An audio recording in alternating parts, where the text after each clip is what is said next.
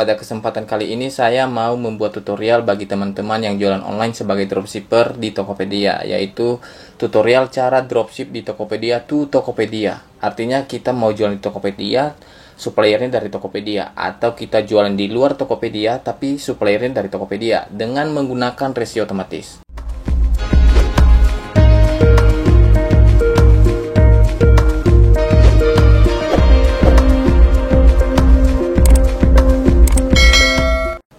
Halo semuanya, kembali lagi bersama saya. Pada kesempatan kali ini saya mau membuat tutorial bagi teman-teman yang jualan online sebagai dropshipper di Tokopedia, yaitu tutorial cara dropship di Tokopedia to Tokopedia. Artinya kita mau jualan di Tokopedia, suppliernya dari Tokopedia, atau kita jualan di luar Tokopedia tapi suppliernya dari Tokopedia dengan menggunakan resio otomatis.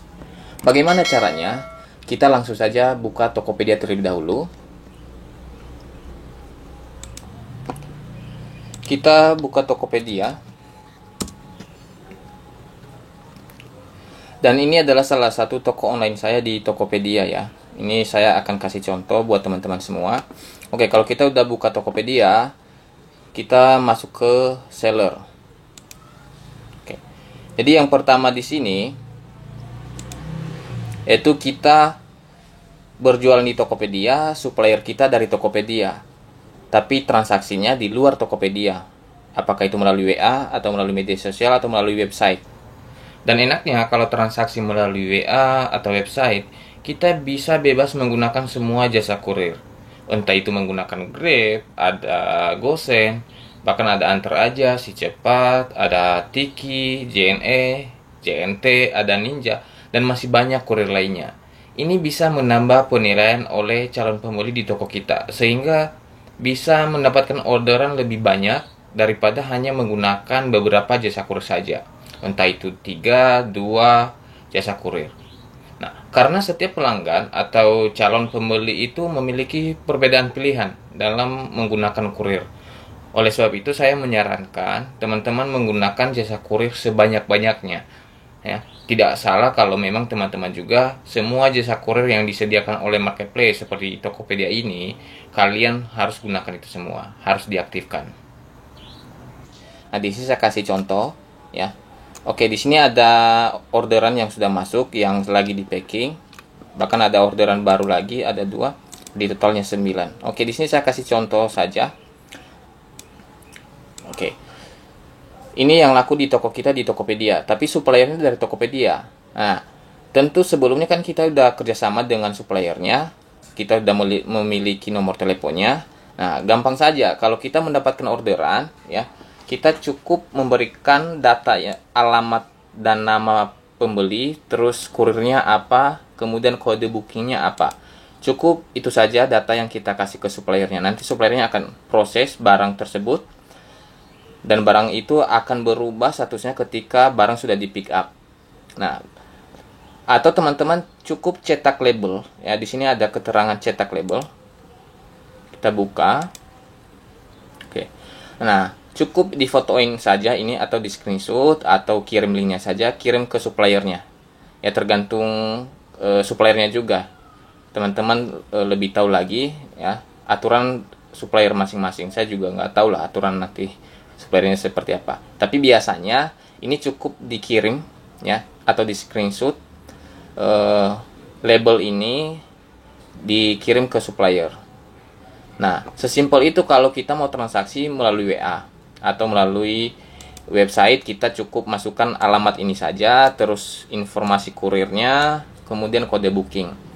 Dan cara seperti ini yang saya lakukan bagi dropship di toko saya.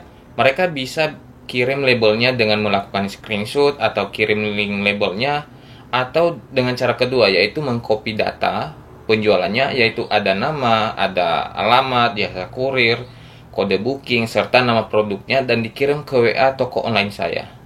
Lalu bagaimana caranya kalau kita mau transaksi di Tokopedia itu sendiri? Kita ordernya melalui Tokopedia. Berarti kita berjualan itu di luar Tokopedia, apakah itu di Shopee, di Bukalapak, atau di marketplace lain, atau melalui WA atau media sosial, terserah. Nah, teman-teman cukup masuk ke Tokopedia juga ya, cari produknya atau cari nama toko suppliernya. Contoh saya kasih di sini contoh suppliernya ya. Nah, kemudian data orderan yang masuk di toko kita di luar Tokopedia ini, contoh ini saja ya, ini contohnya menggunakan data ini. Nah, kita pilih ya, kita pilih barangnya. Nah, lalu kita order. Nah, ketika kita mengorder ya, ketika kita mau mengorder barang itu, kita harus pastikan alamatnya sesuai dengan alamat yang sudah masuk di toko kita. Ya, contoh kalau di Tokopedia ya, cukup kita kasih alamat lengkap seperti ini, terus kita pilih kurirnya apa. Nah, di sini pasti teman-teman bertanya, ini kan jadi double resi, satu nomor resi dari toko kita dan satu nomor resi dari suppliernya. Mana bisa double resi? Nggak ketemu bos. Nah, tenang, santai wae. Memang benar itu semua, cuma ada solusinya. Yang harus kita lakukan di sini adalah merubah nomor resi. Caranya bagaimana? Nah, pada video saya sebelumnya telah saya bahas. Silakan teman-teman tonton dulu, atau bisa juga klik link yang ada di deskripsi ini. Di situ sudah cantumkan. Nah, di sini saya berikan satu contoh ya, supaya teman-teman lebih cepat nangkap. Ketika kita mendapatkan orderan seperti di Tokopedia ini contohnya, nah lalu kita terima.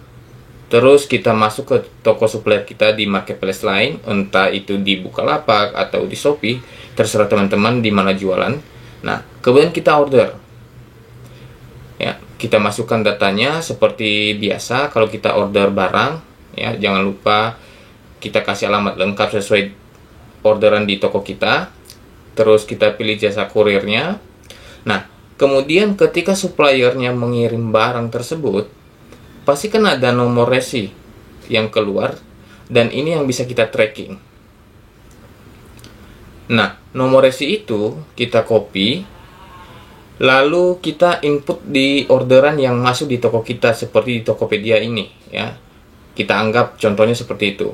Maka kode booking atau nomor resi dari Tokopedia itu akan tergantikan dengan nomor resi baru dari supplier kita di marketplace lain.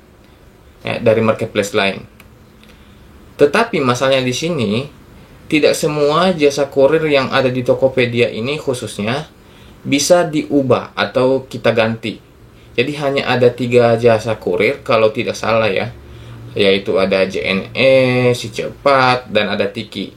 Ya, silakan teman-teman praktekkan sendiri. Jadi kita memiliki keterbatasan.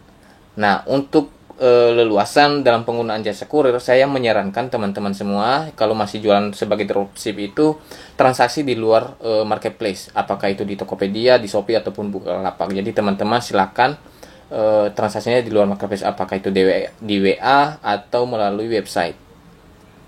Nah, sekian dulu dari video saya kali ini. Semoga video ini bisa memberikan manfaat bagi teman-teman semua dan membantu teman-teman dalam melakukan jualan online sebagai dropship. Sekian dulu, terima kasih.